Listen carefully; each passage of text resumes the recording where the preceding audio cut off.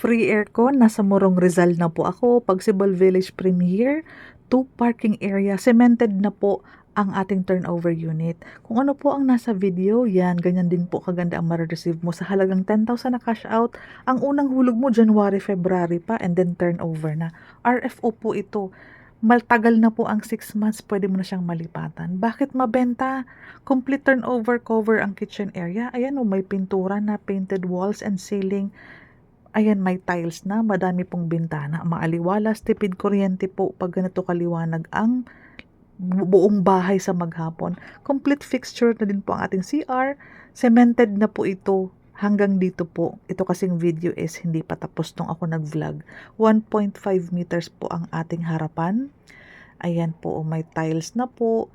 Mas pinaganda, mas pina-improve, kaya mas mabilis mabenta. Ang Pagsibol Village Premier, first time in Morong Rizal naman. Kasi ang previous natin is sa Teresa Rizal. Ayan, meron tayong existing community dyan. Ito po, kasama na po tong partition na ito. Yan. Ang wala lang division para masunod yung sukat ng rooms na gusto mo. Tara, tripping na, free aircon.